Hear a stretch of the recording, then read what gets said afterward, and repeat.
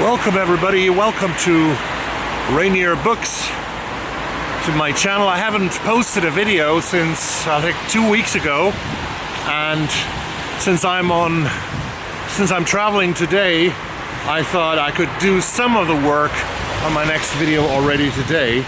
It's Sunday, October the 2nd, and I am here in the city of Linköping, which is about 2 hours, and I drove with a bus 2.5 hours here from Stockholm, south from Stockholm, and I'm going to watch a football game in the afternoon, 3 o'clock here at the arena, and I'm going into town now. I have still like at least 1.5 hours until I will go to the stadium, maybe 2 hours, but I can talk a little bit about the books that I've read and the books that I'm reading, I'm listening to, and finish the video probably at home. But let's start the video.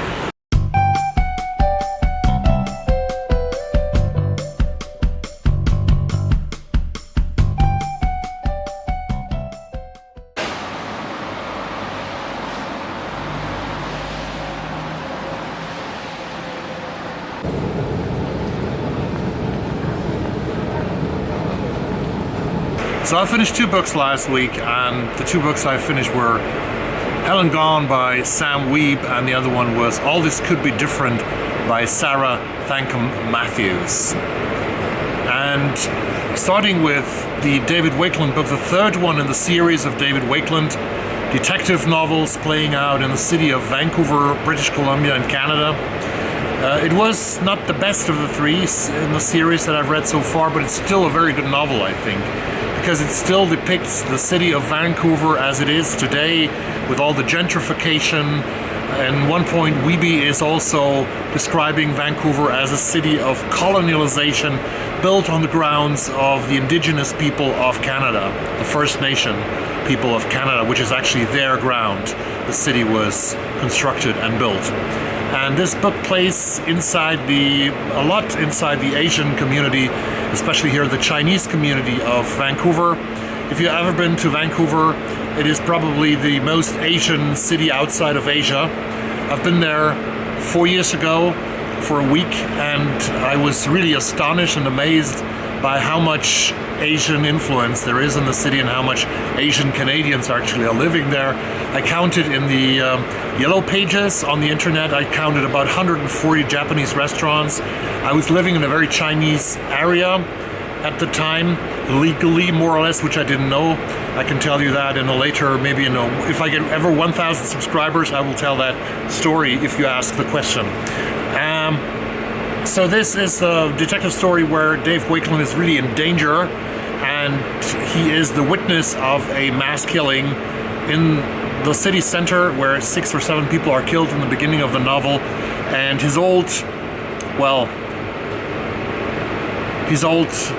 opponent, I wouldn't call him opponent because he's much stronger, he's much more muscle than Dave Wakeland has. Terry Rhodes, who's the leader of a motorcycle gang in British Columbia and Vancouver, is also involved in that story. We meet Sonia, the girlfriend of Dave, and of course his partner Jeff, who has a Chinese background himself, which is very important for the story.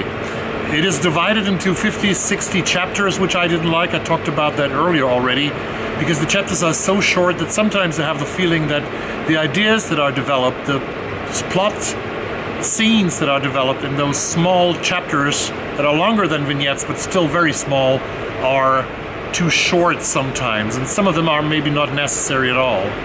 I'm not so fond of the love story between Sonia and Dave. It sort of doesn't fit into the whole story that well, but that's always a problem with happy love stories in crime novels. They're so unusual. Maybe that's also the fact why I had problems with that. And the second book that I read, actually listened to, was an audiobook, is All This Could Be Different by Sarah Thankam Matthews. She is nominated, she is longlisted for the National Book Award in Canada. Not in Canada, thank you. She's longlisted for the National Book Award in the United States, and the shortlist will be published, I think, next week already. So we'll see if she gets to the shortlist, which I didn't think after the first half of the book. It's basically a book where this young Indian American character, Sneha, is trying to establish her life as an adult. She's 23 years old in Milwaukee, Wisconsin. She has a job. It's 2008, 9, 10-ish of the time, so we are in the economic crisis.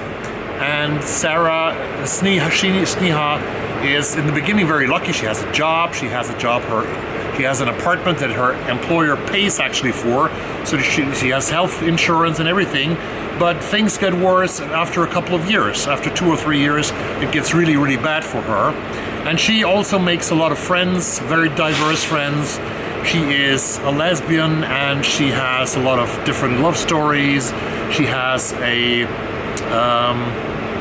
non-binary friend called Tick, and so this is a very diverse cast of characters, and the characters are very believable characters, and it's a believable character scene and stuff and cast of millennials, which I really, really like, because this might be the first novel about millennials that I really appreciated a lot, because it casts up so many different questions about race, about career, about economic crisis, about belonging, and many, many other things. So all this could be different, grows in the second half a lot, this novel, which is in the first half a little bit conventional, but then the second half really lifts it up to a very good 4 out of 5. So these were my 2 reads of the week, and let's proceed with the books that I'm currently reading.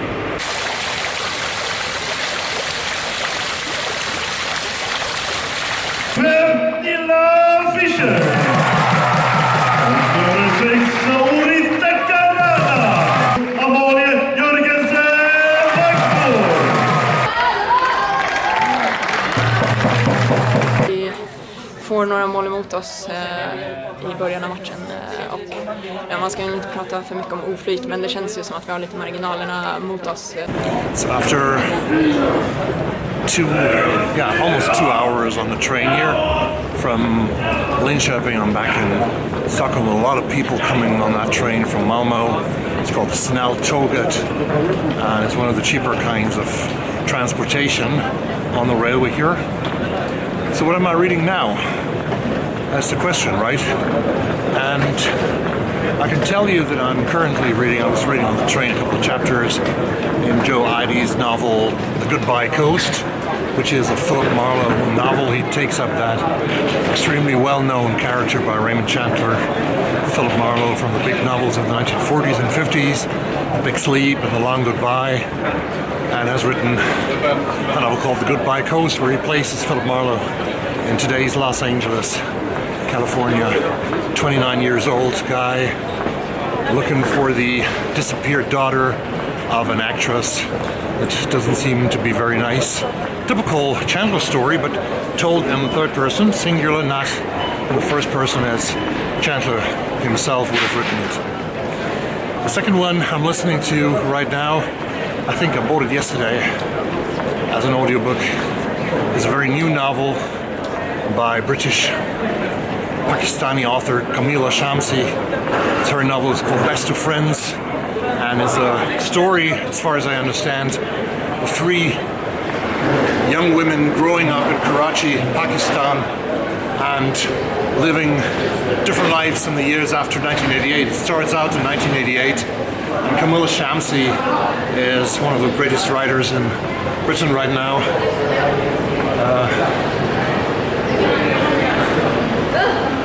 Home Fire was a book that I've enjoyed a lot. It won the Women Prize, if I'm right.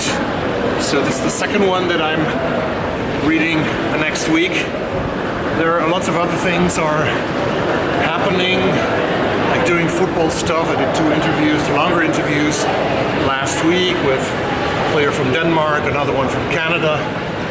So I hope to get far in these 2 books that I'm currently reading. What are you doing? What are you reading right now? Please drop me a comment down below in the section, and I see you very soon. Subscribe to the channel, and thank you very much for watching this. Bye bye, good night from Stockholm Central Station.